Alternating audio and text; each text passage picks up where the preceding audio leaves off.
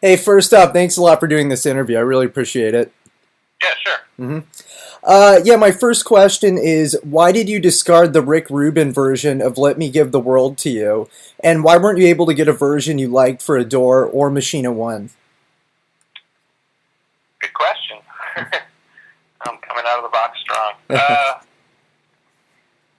Well, the thing with the Rick Rubin version, which I did like, was that it was so much more plain than the rest of the album, which now doesn't really bother me, but at the time, as soon as the record company brass at the label started leaning towards Let Me Give the World to You as being the first single from Adore, my reaction was kind of knee-jerk, which was like, the only way I'm going to prevent that is if I pull it off the album. Because I thought it wasn't going to represent the album that I'd put so much effort in to make, which was this kind of future folk or something, whatever trip I was on. As far as your other question, I don't know. I think I didn't finish the version that's on Machina 2 until after Machina 1 was done. Maybe it was because in my mind it was quote-unquote an old song, that it didn't sort of belong. I don't know. I honestly can't remember too much. I do like the version of Machina 2 as well. So the funny thing is despite its strange history, it's one of my favorite songs I've ever written. So why I've treated it so, I don't know.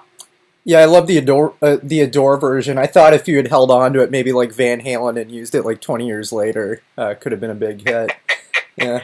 Yeah, well, who knows? I mean, Yeah. it's funny to look back at those things and kind of, the Monday morning quarterback type thing. hmm Now, also on Adore, you worked with Matt Cameron a little bit. What are your memories of working with Matt on Adore?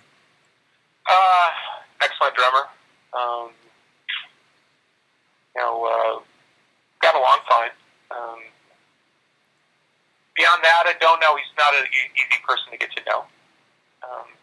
As a lot of people are, which is a quality that I've grown to appreciate in people as I've gotten older.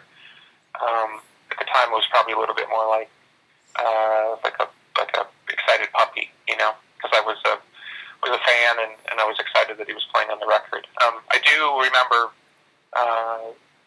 particularly tracking. We tracked For Martha live, the whole band. James and Darcy and Matt were in the other room, and I was in a sort of isolated room playing the piano live. And I do have very good memories of that because it's like a 7-minute song, really difficult song to kind of get the right emotion to, and it took a lot of focus on his